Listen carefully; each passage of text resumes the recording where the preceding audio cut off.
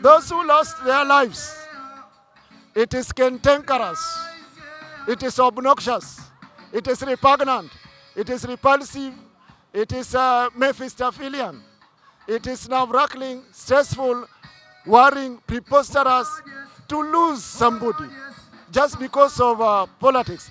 I felt devastated, exasperated, flustered, flurried, suddenly exhausted because of those who lost their lives during maandamano. This is I myself, Collins, also known as the Kisumu Englishman. Master narrative intimately embedded in the history and the heritage of a continent. Master orator in English who vows his listeners wherever he speaks. Somebody who must speak using grammatical sentences and appropriate vocabulary, habitual, circumlocutory, transformational, tautological, periphrastic, technical jargon. I have considerable expertise in dealing with languages.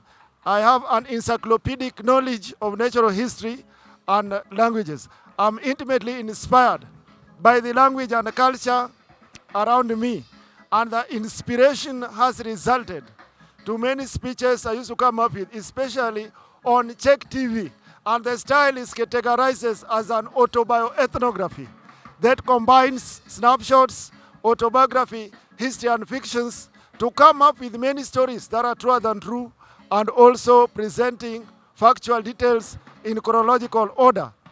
This is Friday. This is cosmopolitan and materialistic county of Nakuru.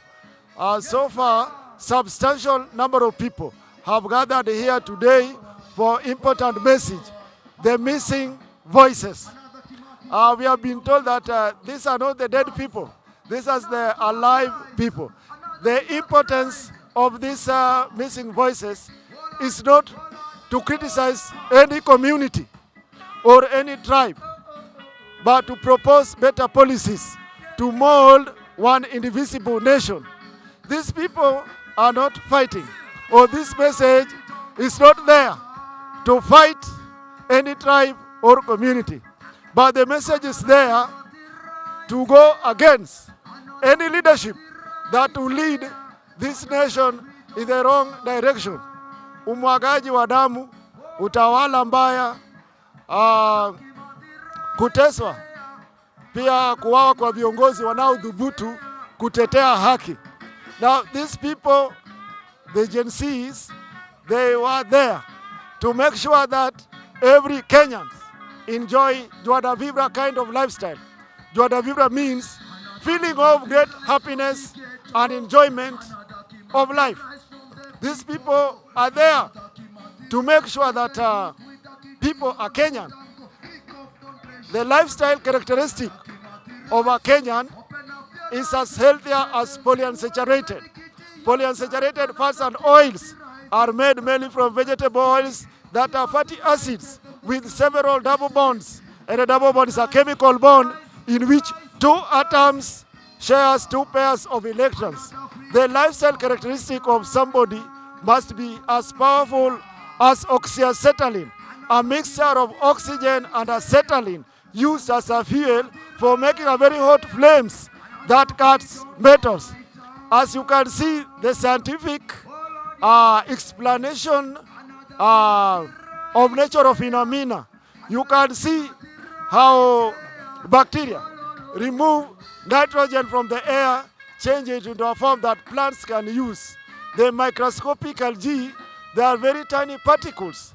They feed and grow and produce oxygen for the other living organism.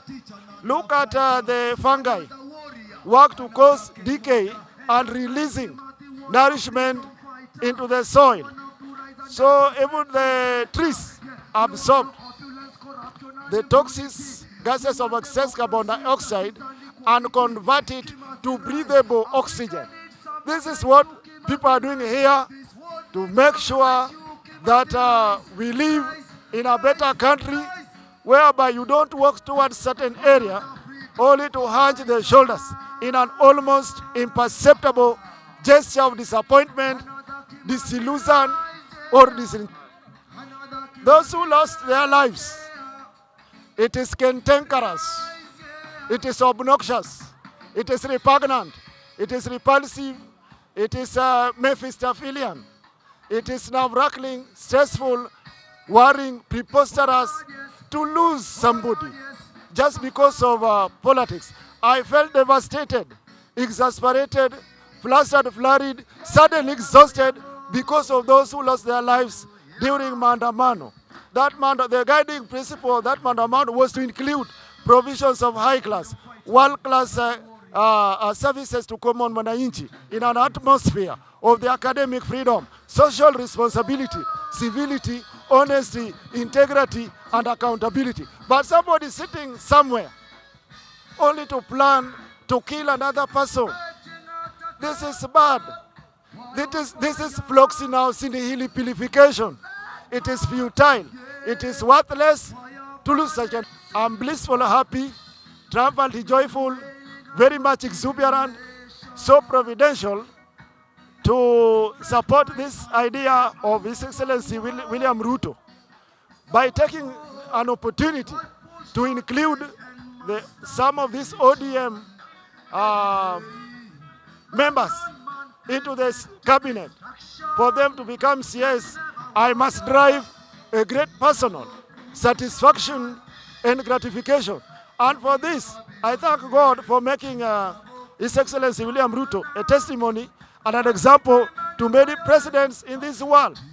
Through the Lord's grace and ability at work in him, he was given an opportunity to do the job professionally, with due diligence, determination, dedication, discipline, and commitment, in which those who are in the opposition side and those who are within the government are inspired for excellence. It means that God granted him the grace, wisdom, and strength to always recognize the need of many people, not only within the government. I understood that he called back the CS who were dismissed the other time.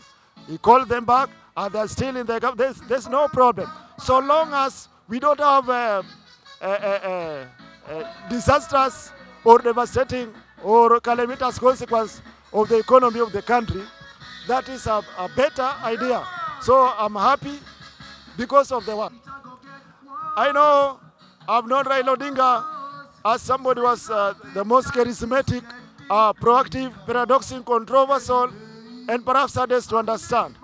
And now that he has decided to look for this position of AU chairmanship, this is a brilliant idea because we have other leaders who are about to take the leadership from EGH, EBS, Dr. Baba, Right Honorable Raila Odinga. So this is a brilliant idea.